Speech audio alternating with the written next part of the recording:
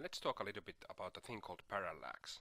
Each one of these layers that we have created have their own parallax setting right here, and it's by default it's 100 for the x-axis and 100 for the y-axis. And what this means is basically how fast is this layer moving when the camera is moving. And if we think about the real world, then things that are further away from us appear to be moving at a slower pace when we are moving ourselves, and things that are very close to us kind of pass by our vision much faster. So think of yourself, for example, driving a car on a road and it has a forest next to it. So the individual trees that are rather close to the road are passing by very quickly. But if you look at some mountains in the background, then you can see the same mountain for a long time because it's so much further away from you. And in games we can replicate this same parallax effect by changing these values.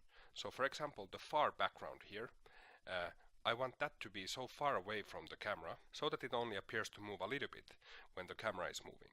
So let's drop the parallax down, and maybe we make it 10 for the x and 10 for the y. And maybe for the background layer here, let's see how it looks if we make it 20 and 20. The foreground can maybe stay at 100, so that will move relatively quickly. And then the heads-up display, can you guess what the parallax for this one should be? Well, if you think about it, the things like maybe the energy amount or the score that typically are in this heads-up display layer, they should not change their position at all when the player is moving around in the layout. They should always stay locked into the same position. So let's make the parallax of the heads-up display 0 times 0. And this means elements that we later put on this layer won't move at all. Let's see how this changes now the experience. So if I go and play this game or preview this game, let's see how it looks. So I will refresh, and when the camera starts scrolling, can you see how the background is almost not moving? It's moving just a little bit, but the foreground is scrolling much more. Let's see if I can get up here. Nope.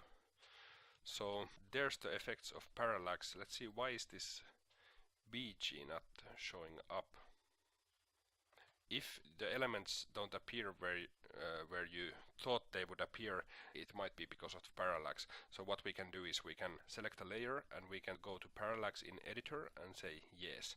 And now we can see why we didn't see the BG elements. That's because they are too low. So now that they have this different parallax, we actually need to move these BG elements here to compensate for that. So let me lock the other layers so that I don't select them by mistake. And then I'm going to select all these elements here in the background. And let me pull them up a little bit. Okay, maybe the parallax for this BG, when it's only 20, maybe that's a bit too extreme. Let's make it like 60 times 60 and see how that looks.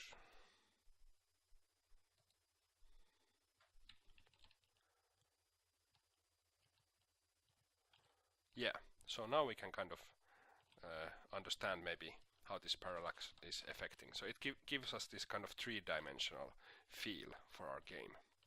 And we can see how the background is scrolling there. My player has too little jump strength at the moment, so it's kind of difficult to get up. So let's select our real player here.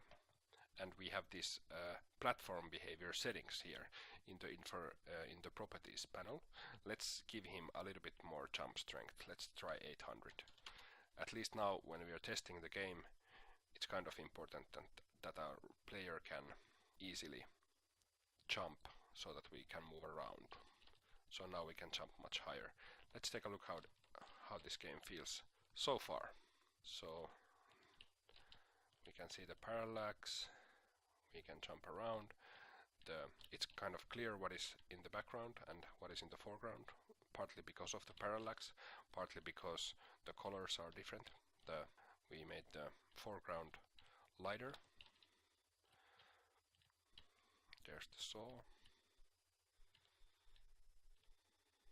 And the trees don't have collisions yet, and there's some weirdness with the Z index.